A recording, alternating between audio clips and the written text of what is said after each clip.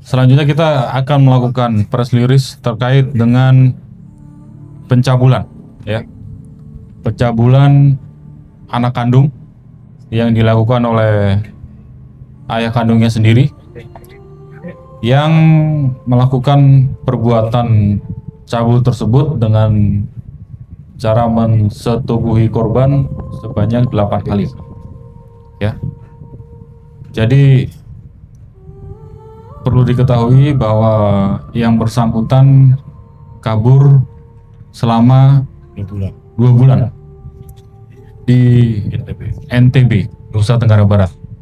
Kemudian berdasarkan penyelidikan dan kerja keras dari tim Reskrim Polres Sumedang berkoordinasi dengan Polda NTB, tim Satreskrim dengan gigih berhasil mengamankan tersangka tersebut dan dijemput di NTB, ya.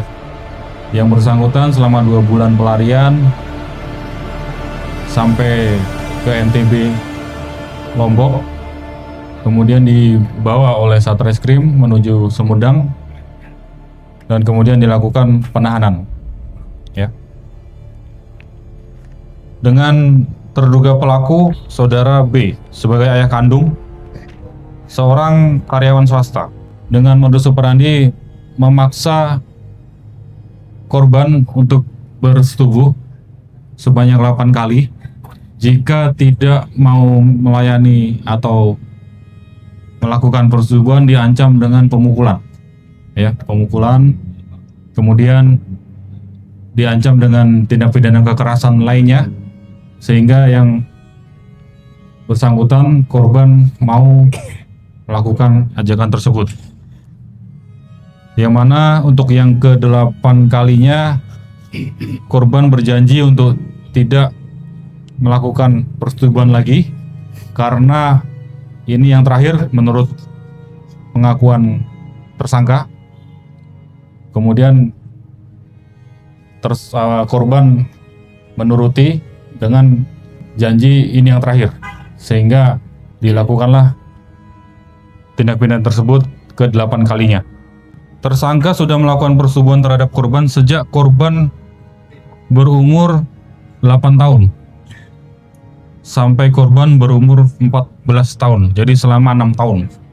Pasal yang dipersangkakan terhadap tersangka yaitu Undang-Undang 17 2016 tentang pelindungan anak, ya, dihukum dengan ancaman pidana minimal 5 tahun dan maksimal 20 tahun dan denda sebesar 5 miliar rupiah. Kemudian kami hadirkan juga di sini dari Dinas Pemberdayaan Perempuan dan Anak, yang mana merupakan ini concern daripada Ibu Menteri terhadap kasus-kasus yang melibatkan anak-anak yang mengalami kekerasan atau tindakan kejahatan seksual, untuk membantu konseling bagi korban, yang mana korban tersebut sebagaimana tadi usia 8 sampai 14 tahun, mungkin di kurun 6 tahun tersebut mengalami trauma baik psikologi maupun psikisnya, sehingga dibutuhkan konseling dan bimbingan, mengingat masa depan korban juga masih panjang.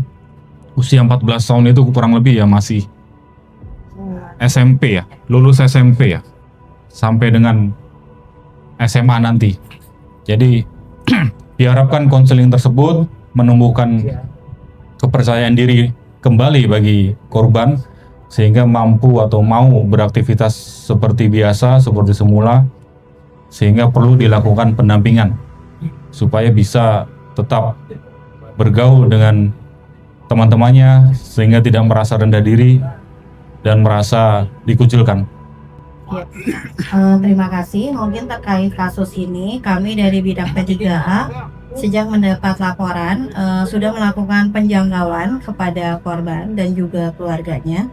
Kemudian kami lakukan pendampingan baik dari psikolog, kemudian juga hipnoterapis untuk mendampingi korban ini supaya tidak trauma terus-menerus. Dan alhamdulillah sekarang anaknya sudah beraktivitas mau sekolah meskipun memang masih didampingi oleh kami. Kamu selain melihat korban sering mandi, apa yang membuat kamu melakukan hal tersebut? Nah, terbawa nafsu, Pak. Kang, saat merudah paksa merasa bersalah nggak Kang? Itu anak kandung Kang kan? Iya, menurut bersalah, Pak. Terima kasih pada hari ini mungkin dia dirilis terkait dengan kasus-kasus yang ada di kekerasan seksual pada anak ya. Hampir 95% pelaku adalah orang-orang dekat dengan korban.